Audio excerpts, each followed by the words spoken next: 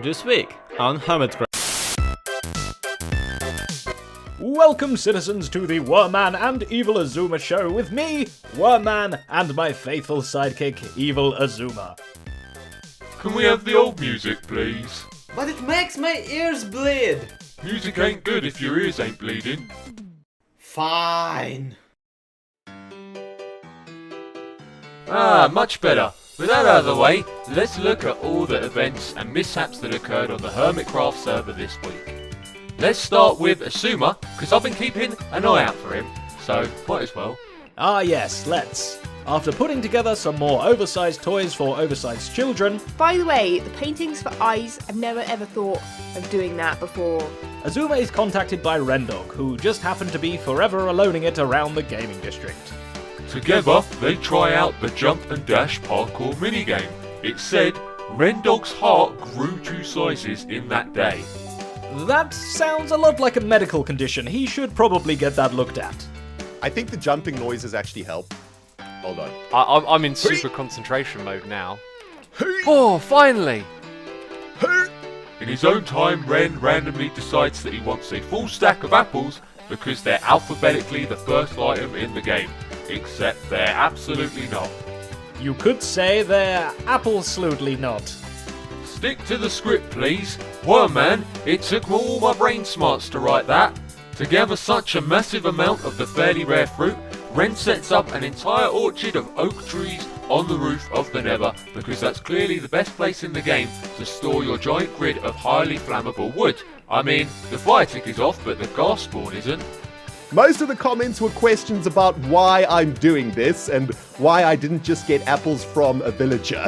And those are valid questions, guys. The answer to that question, of course, is, well, this is much cooler. Look at this thing. It is absolutely amazing. There's more news from the gaming district this week, with False Symmetry trying out the Hungry Hungry Hermits minigame. The Hungry Hungry Hermits in this particular round happen to be Cubfan, Will's Knight, and Python GB. And lucky for them, False has provided plenty of pigs for them to fish out and devour. Yes! Fishing rods break too easily. Oh, they really do. No, that's why there's so many. Supposed to be in the thing. No, come back. Yes. Hey, come back. Okay. Oh. The final development in the gaming district this week is brought to us by Will's Knight, who travelled to an ice spikes biome to pack up packed ice, just so he can work on the boat racing tracks and more. Plenty of ice-breaking sounds and YouTube real talk in that video, if that's what you're into. 12 hours a day, every day for years, it can kind of start to wear you down just a little bit. And unless you, completely disconnect yourself from the internet, you never really get time off. There is no time off.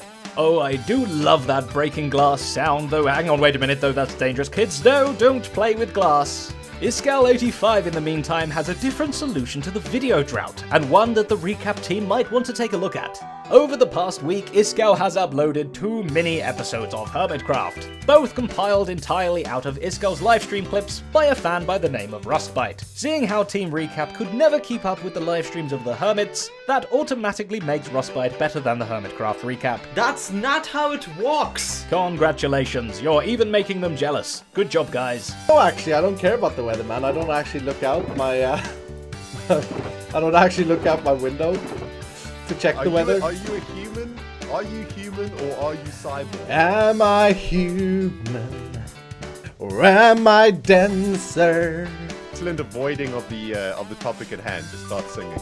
That explains why Iskal's videos are marked as number 1 and 2 on the thumbnail. I thought he time travelled back to the beginning of the server. And I'd hope not too. Time travel sounds like a power that can be used only for evil. And maybe those times you realise you've left the iron on. But chances are Iskal will have to make regular videos on the server, if only to release a reaction to the newest prank Convex has pulled on him. Do you think we should keep an eye on those guys, Wormman?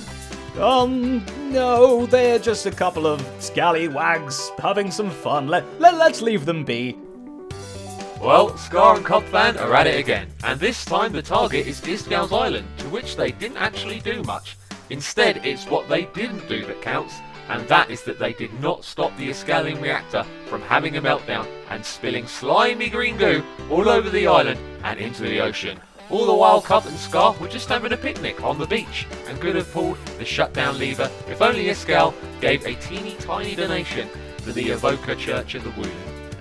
Right. He didn't take care of us at the cathedral, so Yeah. that's how it... Yeah, look at this is getting bad. Man, oh man.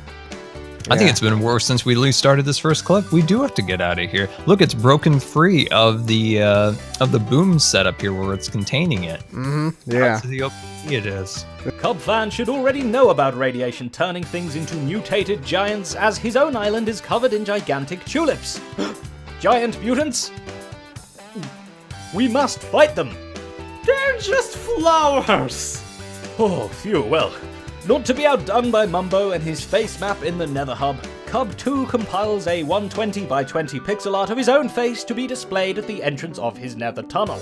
Unlike Mumbo's, Cub's map is a little more complicated. It's got more than 2 colors and sports a little more facial hair. And wouldn't you know it, someone has already found the location of his face and swapped one of Cub's teeth for a gold one. Graffiti in Minecraft, I thought I'd never see the day. Evil Azuma, we better get on this.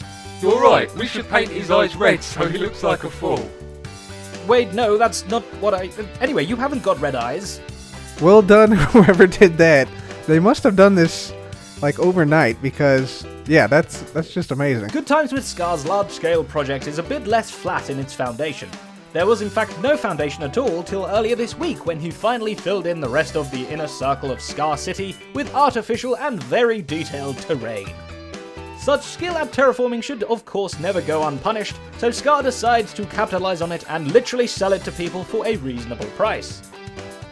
After what seems like forever, Scar finally joins the shopping game and opens his own landscaping service. He even provides examples of all the terrain he can build in tiny mini biome dioramas. Now, that's service. And one thing I just realized that I forgot to do was put little signs around here. I'm notoriously terrible about putting signs. When I build a shop, like I spend hours, designing all the little details, and I always forget the most important part. What is this shop even for? This, of course, doesn't concern people content with living in a literal swamp. Despite saying she'll work on the Mobile Lisa Fred whatever, midway into the episode, Stress Monster completely shifts gears and stays at the swamp, instead providing her villagers with a multi-story building to live in. Multi as in 2. It's a duplex to a house, a family of 50 essentially. Little convent/monk house, because I don't know what it's called. The villagers of Tinfoil Chef, in the meantime, are fine being pushed together in a tight spot like sardines, as long as they don't know that there's an entire ghost town being built on top of them. TFC even has to move the breeder at one point just so the doors of the empty houses are not interfering with the doors in the breeder, just so he can build even more empty houses that no one will live in. That's almost poetically cruel. After a lengthy break, Impulse SV returns to the video internets. If not with a bang, then with some construction work noise. So anyway, guys, yeah, I just wanted to kind of go over that because I know some of you probably wondering, what's going on, and hopefully you guys aren't, losing faith in me and thinking that I'm quitting this, quitting doing Hermitcraft or anything like that. That's not the case. It's apparently time to cover up the mob grinder pillars, which go from looking like giant Tesla coils to looking like some ethereal bluestone vases. Seriously, not helping with the bird feeder look there. The get this thing connected to the ground plan hits a little roadblock at the center part. Getting that one attached to the remnants of the Guardian Temple proves to be a little bit tricky, but that's nothing a time-lapse or two can't fix. Jiminy Crickets, Impulse is on fire with that replay mod. One wishes Joe Hills got into that time-lapsing business, since a replay of him building his castle may prove useful when understanding which corridor leads where. I get the entire thing was supposed to be a D&D dungeon, but this is leaving the 3D maze category and turning into some kind of Escher painting. All I want to do is place some blocks. I got a feeling that these are some fancy rocks. And finally there's Mumbo Jumbo, with his super duper array of rooms and tunnels, having built more houses than his towny area. Oh, the delicious shaders. Building's easy with shaders. I mean, you can place a dirt block and it will look cool with shaders on. Mumbo starts construction of an entire temple dedicated to Bumbo Cactoni. That officially makes the Bumbo Cactoni movement a cult. A cult, I tell ya. We're one block off. I had not realised. Okay, well, And that's pretty much it for this week's patrol. What did we learn today, Evil Azuma? That a Hermitcraft Recap episode takes forever to make and we don't want to do it ever again. Ever, I tell you. Ever again. Well, that sounds about right. Remember, viewers, when crime shows its crimey face and there's no one who can help you, never fear, for fear is just an involuntary psychological reflex that clouds your better judgment. Woman away! And Evil X away too. Bye, I think. Bye.